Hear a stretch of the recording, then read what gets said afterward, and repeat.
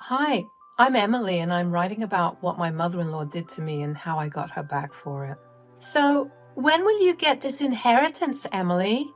I heard it totals $25 million. You know we can have such a great life with that money. God, it's taking a long time to get processed. These words are my mother-in-law, Cassandra's open thoughts. Ever since I married Xavier, my mother-in-law kept pestering me about my inheritance. I stupidly told her about it when she asked me about my future. Yes, big mistake. She had always been friendly to me after that. I didn't think much of it, but sometimes her persistence annoyed me.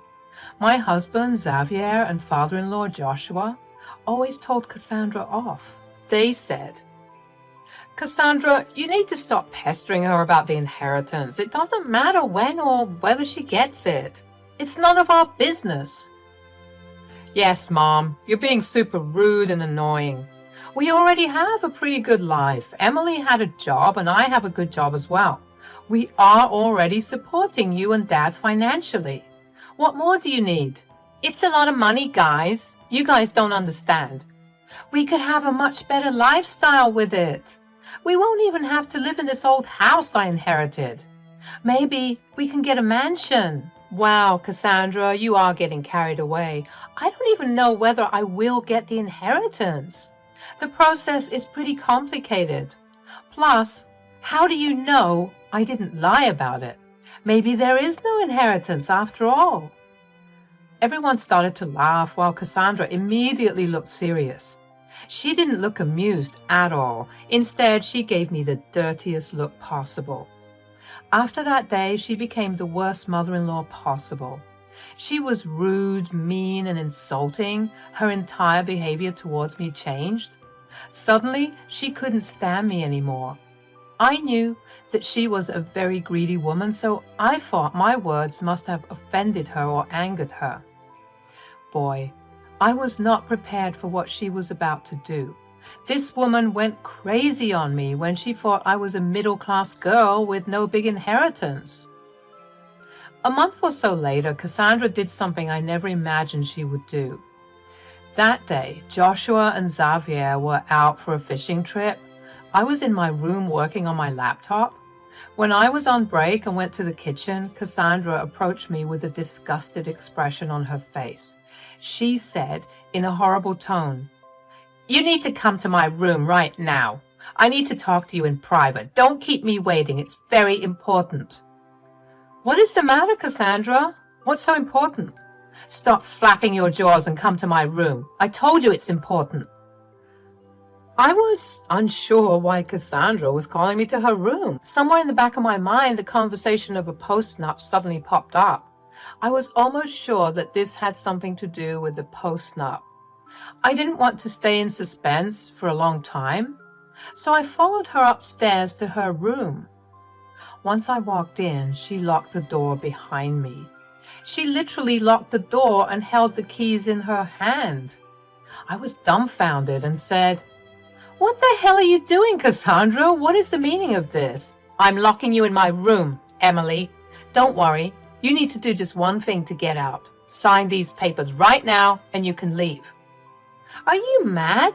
This is ridiculous. You locked me in your room to make me sign some papers? What's so important to these documents?" "This is a post-nuptial agreement. I got it made by a lawyer. You need to sign this saying that you won't claim a cent from Xavier in case you two divorce." "What the hell, Cassandra? Why would I sign something like that?" "First of all, Xavier and I are not getting divorced." "Oh, we will see about that, Emily. You can leave that to me. For now, you do me a favor and sign these papers. You can go ahead and read it, but it won't do you any good. I won't let you leave without signing this." I took the papers from her hand and started to read. I was really curious to know how she had prepared the clauses of the agreement. I read through the terms and was shocked. It literally said that Xavier and I couldn't claim anything from each other in case of a divorce. Hell, I wasn't even allowed to get alimony or anything. There would be zero asset division, so we can only keep what we have our names on. It was absolutely ridiculous, and I was immediately angry. I said, "What is the meaning of this, Cassandra? We never talked about getting a prenup or postnup ever. Why did you suddenly make this?" "Things were different these years. I thought that you would get that $25 million inheritance so my son wouldn't need a prenup.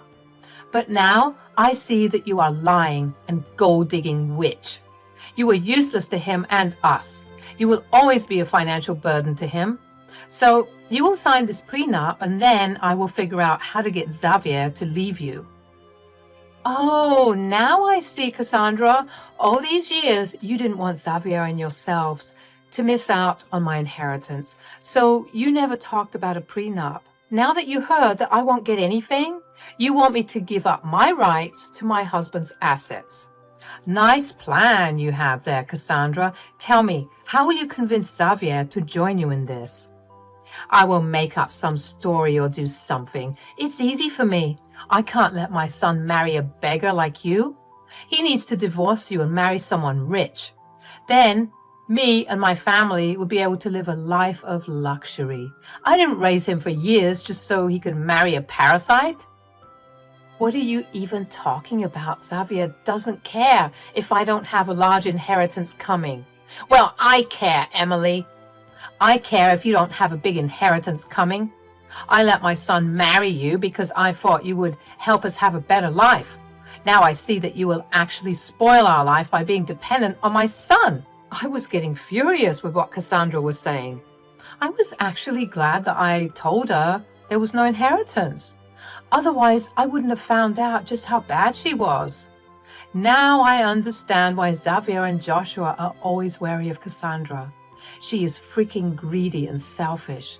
This woman literally has no regard for her son or her daughter-in-law. I highly doubt Xavier even knew about the postnup she wanted me to sign. I was ready to give her a piece of my mind. I knew she wouldn't let me leave if I didn't sign.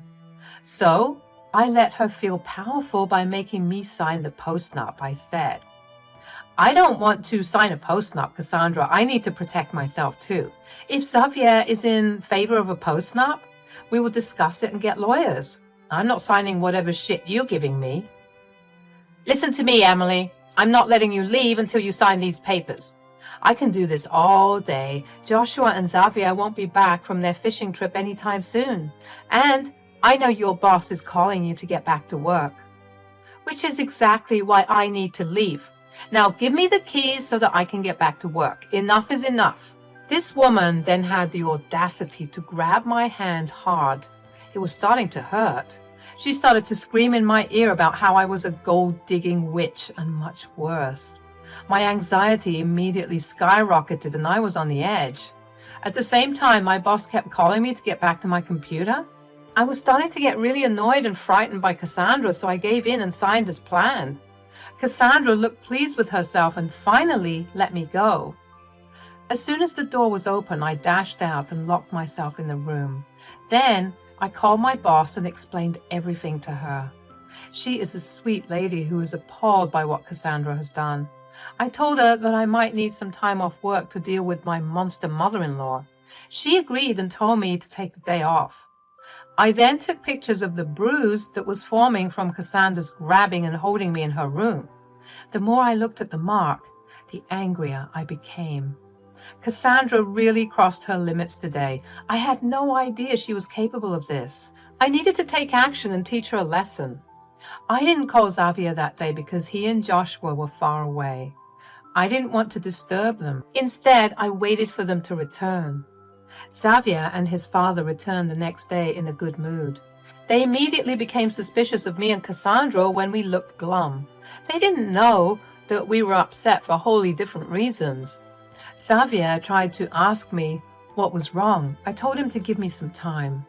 Cassandra took that opportunity to call him and talk about the prenup. How did I know about this? Well, within a few minutes after Cassandra called Xavier over, he came storming downstairs. He looked pissed and said, "What the hell are these papers? Dad, are you involved in this as well?"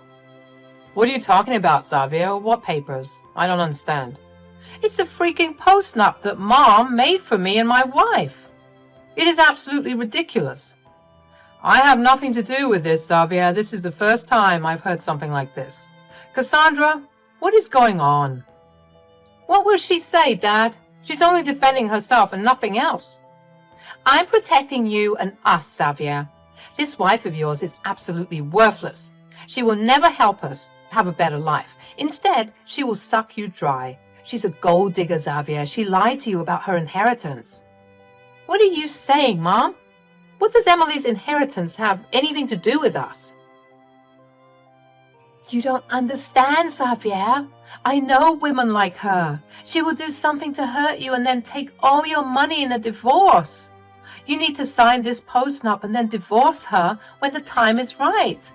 Then you can look for a better woman who won't be absolutely broke. Xavier absolutely burst into a fit of rage when he heard that. He started to berate Cassandra, and even Joshua joined him.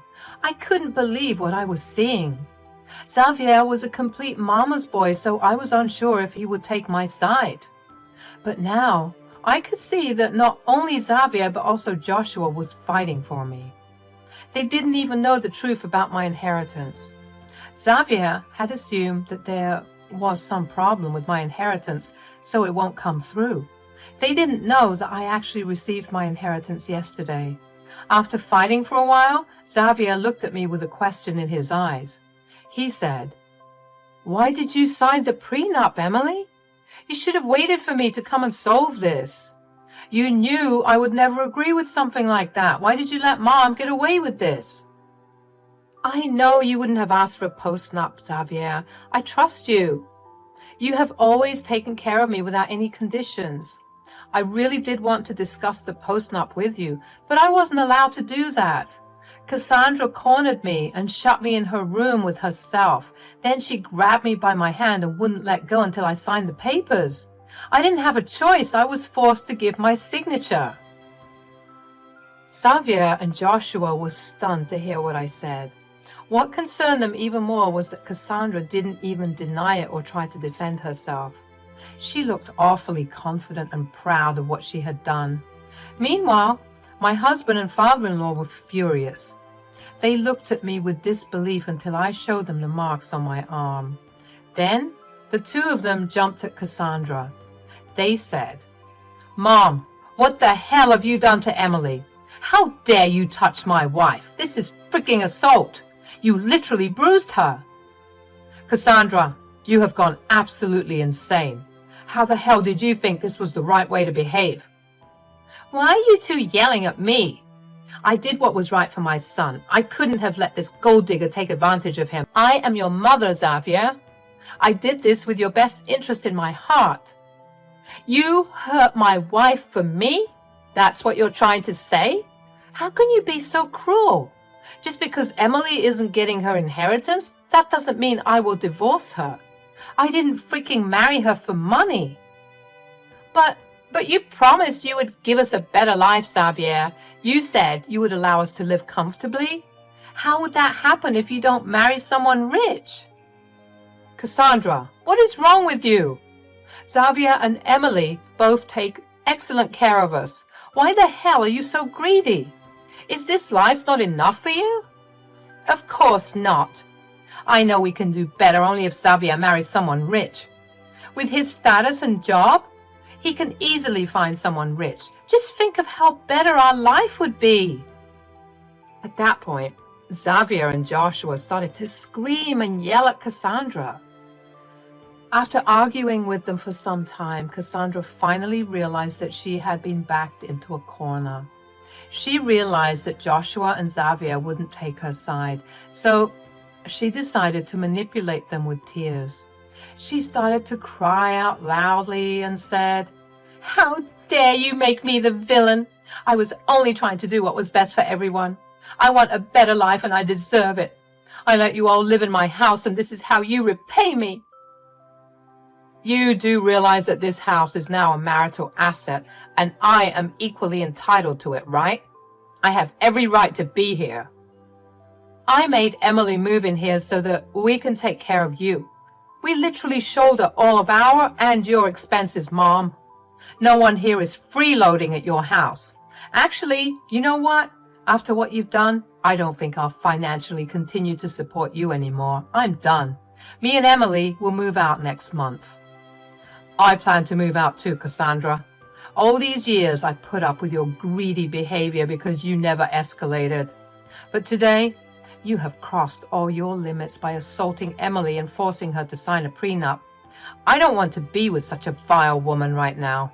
Dad, you can come with us if you want. I don't mind taking care of you. You are not the one who betrayed me and Emily. Oh, really, Xavier? How will you move out? Where will you go? This girl is broke as shit, so she won't be able to help you anyway. You'll be staying in a shitty rented apartment while she destroys your savings. I know this was my cue to deliver some sweet revenge to Cassandra.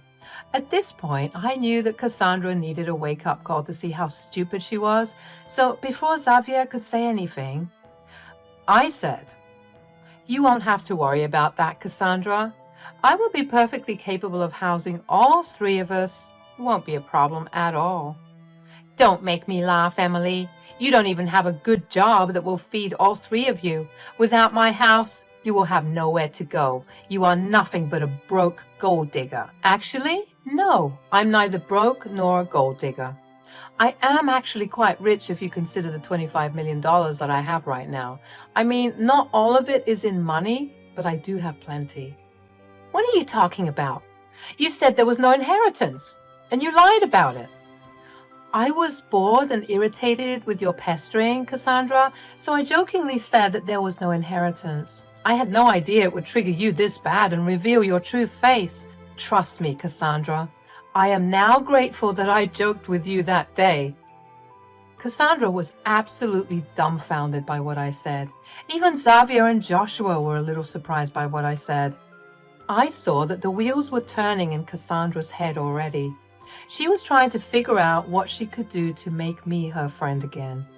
She started to awkwardly laugh and said, "Oh my God, you were joking? You were so silly, Emily. I thought you were serious about not having an inheritance." "That was very naughty of you, Emily.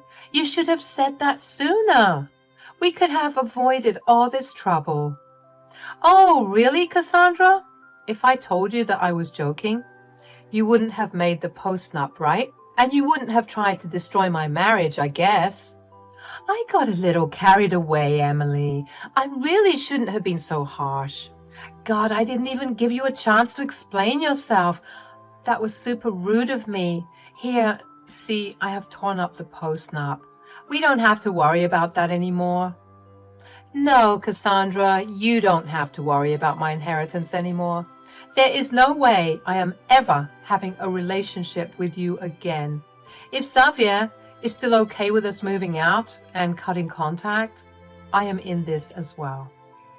"Oh, we are definitely moving out, Emily. Mom has done enough to show us how greedy she is. I won't let her take advantage of you after all she has done. We will move by this month, and that's final. Dad will be going with us as well." Cassandra found herself in deep trouble this day. All three of us were firm in our decision to leave. Me and Xavier were already looking at houses and found one about 1 hour away. Within a month, we finalized the deal and were all set to move in. Buying a house and moving in within a month is super easy when you have money. Thankfully, we had plenty at that point. As decided, Joshua was also moving in with us. We were going to take care of him while he divorced Cassandra. Yes, he made that decision on his own and already filed for divorce that month itself. Cassandra did her best to convince us to stay. She begged us for forgiveness and even cried about her sorry state. She did own a house but didn't have any source of income. She couldn't even claim alimony because Joshua depended on Xavier for money. So neither Joshua nor Cassandra qualified for alimony. In a sick turn of events, Joshua ended up getting half ownership of Cassandra's house because it was acquired after marriage. This meant that she was forced to sell the place. She didn't have the money to buy Joshua out. It was hilarious to see Cassandra lose her own inheritance while trying to get a share of mine. Their divorce took a year because the judge ordered separation. Cassandra cried a lot because she didn't have money to feed herself. She had to sell the house fast to get the money to support herself. Still, she needed to get a job and earn money. Meanwhile, as soon as the divorce was finalized and Joshua got his money, he moved into a small apartment. He didn't want to intrude on our privacy, so he moved out. But we still support him financially because we can.